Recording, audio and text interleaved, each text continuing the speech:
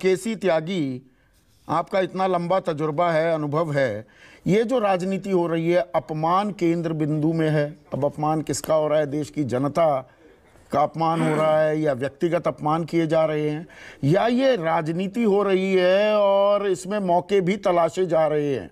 आप लोगों को, और आपके नेता ने इस पर ऐतराज़ भी दर्ज किया, प्रधानमंत्री ने कहा सारे भ्रष्टाचारी साथ आ गए, नीतीश कुमार कह रहे हैं ये कैसे कहा जा रहा है। लेकिन अब और लोग खुलकर राहुल के समर्थन में भी आ रहे हैं।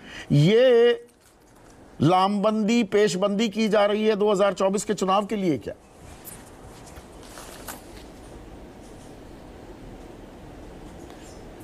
संदीप जी, मेरे नौजवान साथी सिन्हा जी ने कुछ वैचारिक सवाल उठाए हैं जिसमें मेरा भी जिक्र किया और आपका भी किया है। मैं राकेश जी बहुत घमंड के साथ कहना चाहता हूं कि मैं सोशलिस्ट भी हूं, प्रगतिशील भी हूं और धर्मनिरपेक्ष भी हूं। मुझे अपनी इस विरासत पर गर्व है। ये विरासत मुझे गांधी ने दी है, चरण सिंह ने दी है, लोहिया ने दी है, कर्पूरी ठाकुर ने दी है। एक दूसरा, मैं निजी तौर पर नहीं करना चाहता, लेकिन जिस विचारधारा से आप संबंधित हैं उसकी पार्टी थी जनसंघ। मैंने उसको भी कॉम्प्रोमाइज़ करते हुए देखा है, चूँकि मेरी उम्र आपसे ज़्यादा है। जनसंघ ने कम्युनिस्टों के साथ मिलकर के भी सरकारें चलाई हैं, नंबर एक। नंबर दो, आपने जब 14 दिन की सरकार आपकी चली तो आपने अनहोली कॉम्प्रोमाइज़ किए। मैं शब्द ये जानबूझ के कह रहा हूँ। आपने राम जन्मभूमि का मामला छोड़ दिया, आपने कश्मीर का मुद्दा छोड़ दिया, आपने यूनिफॉर्म सिविल कोड का छोड़ दिया। जॉर्ज फर्नांडीज जब कन्वीनर बने थे, आपने कहा था कि हम इन उत्तेजनात्मक और ऑब्जेक्शनेबल जो सवाल हैं इनको नहीं उठाएंगे। ये आपकी वैचारिक प्रतिबद्धता थी। और इसके साथ साथ 77 का अगर मैं आपको याद दिलाऊं तो श्री अटल बिहारी वाजपेयी का भाषण थोड़ी देर में सुनवाऊंगा कि धारा 370 का समाप्त करने का प्रश्न ही पैदा नहीं होता। नंबर 4, आपने समाजवाद का जिक्र किया। जब चंद्रशेखर जी भी अलग हो गए, चरण सिंह जी भी अलग हो गए, आप अकेले रह गए थे, तब अटल बिहारी वाजपेयी के नेतृत्व में जो भारतीय जनता पार्टी बनी है उसने अपने आप को गांधीवादी समाजवादी पार्टी घोषित किया था। तो समाजवाद माने तो इक्वलिटी है। ये रूस और चीन का समाजवाद नहीं है, ये गांधीवाद से निकला है, भारतीय संदर्भों में निकला हुआ है। इसका जिक्र विवेकानंद ने भी किया है, इसका जिक्र जो है आर्य समाज के नेताओं ने भी किया। ये हिंदू धर्मों, ग्रंथों, सनातन धर्म के अंदर बराबरी का, समता का, ये वहाँ से निकला हुआ है। मैं भारत ने जो प्रगति की है मैं उसमें बहुत गर्व में रहता हूँ। 47 में खाने को नहीं था, आज पूरी दुनिया में गेहूं भेज रहे हैं, चावल भेज रहे हैं, शक्कर भेज रहे हैं, वगैरह वगैरह। प्रधानमंत्री जी बहुत लोकप्रिय हैं। मैं कोई अपशब्द नहीं कहता अपने कांग्रेस के कई मित्रों की तरह से। मैं चाहता हूँ कि वो 100 साल जिए, लेकिन यही इतिहास नहीं है। एक दौर वो भी था मैं आपको बता दूं। पंडित जवाहरलाल नेहरू थे जिनकी दिन भर आलोचना आप करते हो। वो नॉन अलाइंड मूवमेंट का दुनिया का सबसे बड़ा नेता था। उसके अंडर में उसके साथ साथ कौन थे?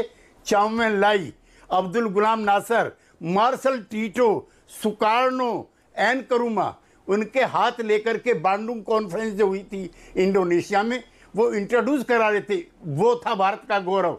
मोदी जी का भी गौरव है, मैं स्वीकार करता हूं। लेकिन इंदिरा गांधी जी, जिनकी इमरजेंसी में हम जेल रहे, जिनके अनडेमोक्रेटिक ट्रेंड्स थे, आरएसएस के लोगों के साथ भी जेल में रहे, लेकिन 1982 में वो 150 मुल्कों की इलेक्टेड प्रेसिडेंट बनी। उस दिन भी हिंदुस्तान का झंडा गड़ रहा था। तो खाली आप लोगों ने किया हो ऐसा नहीं है।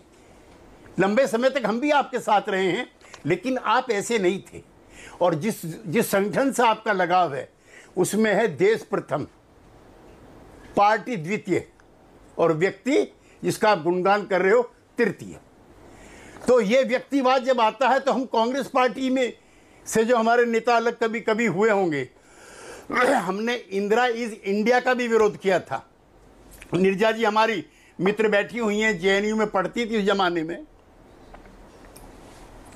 और हम आज भी कर रहे हैं। लेकिन 75 मत आप रिपीट कराइए प्लीज। वो बुरा दिन था। अब मौजूदा दौर पर आते हैं। ये बहुत ही महत्वपूर्ण आपने पृष्ठभूमि भी बांधी केसी त्यागी पर। जो मेरा सवाल था, क्या ये जो तनातनी है, ये विपक्ष जो बिखरा हुआ था, आपके नेता नीतीश कुमार पिछले साल सितंबर से लगे हुए थे, ये फेविकॉल मिल गया है, ये अडानी पर तनातनी आपके लिए संजीवनी हो गई है क्या? संदीप जी, एक बात और कहनी भूल गया मैं। हाँ, मेरे मित्र कह रहे थे कि सारे इकट्ठे हो गए हैं। मैं आपको इस चैनल से चुनौती दे रहा हूं, राकेश जी, मेरे बहुत प्रिय हैं आप। नीतीश कुमार से ज्यादा ईमानदार देश के अंदर एक भी मुख्यमंत्री नहीं है। 17.5 साल रहा है, 2-3 बार आपके विरोध में भी रहे। एक नए पैसे का इल्जाम उस आदमी पे नहीं लगा। आप कैसे कह सकते हो कि सारे बदमाशी करने के लिए, चोरी करने के लिए? अच्छा, नीतीश कुमार ईमानदार हैं, बाकियों पर सवाल जायज है किया उस समय। नहीं, मैं ये नहीं कह रहा हूं, मैं तो अपने नेता को डिफेंड कर रहा हूं। हाँ, he is one of the most intelligent, diligent and honest leader of the country. मैं इतनी बात कह रहा हूं, नंबर 1। नंबर 2, हम लोगों को कांग्रेस के मित्रों से भी शिकायत है। आज शायद ये दिन इनको ना देखना पड़ता। अब से 7 महीने पहले नीतीश कुमार जी और लालू जी आए थे, माननीय सोनिया जी से मिले, माननीय राहुल जी से मिले कि ये राइट टाइम है, मैं एनडीए छोड़ करके आ गया और अब आपके साथ रहना चाहता हूँ, विपक्षी एकता की बात शुरू की जाए। उन्होंने कहा कांग्रेस का चुनाव हो जाने दीजिए। कांग्रेस का चुनाव भी हो गया, 3 महीने पदयात्रा भी चल गई। इनकी पार्टी के नेताओं ने उस तरह के सघन प्रयास नहीं किए जिस तरह की चुनौती इनके सामने। ये सदस्यता खत्म नहीं होती, ये और काम खत्म नहीं होते। हमने 75 देखा है और हम 2023-24 भी देख रहे हैं जो अनडेमोक्रेटिक ट्रेंड। तो अब इस मजबूरी ने, इस अडानी के मुद्दे ने आपको सबको एक इकट्ठा कर दिया है, बटड़ा कर दिया है, या ये तात्कालिक है? छोटा सा जवाब प्लीज केसी त्यागी साहब। अगर ये तात्कालिक है तो फिर कोई पॉलिटिक्स नहीं है। सभी विपक्षी दलों को सबसे बड़ी जिम्मेदारी है कांग्रेस पार्टी की। और मैं जेडीयू की तरफ से कहना चाहता हूं कि कोई थर्ड फ्रंट नहीं काम कर सकता जब तक कांग्रेस पार्टी की उसमें सक्रिय भूमिका नहीं होगी। और कांग्रेस पार्टी तब तक कामयाब नहीं हो सकती जब जो क्षेत्रीय दलों का स्थान बना है भिन्न भिन्न राज्यों में, उनका जो लिया हुआ स्पेस है उसको उनकी इज्जत के हिसाब से स्थान नहीं देगी।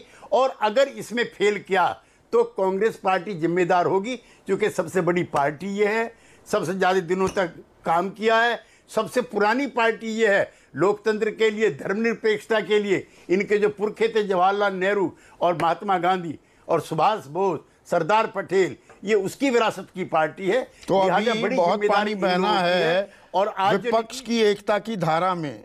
थोड़ा सा वक्त की थोड़ी अब नज़ाकत सी हो गई है।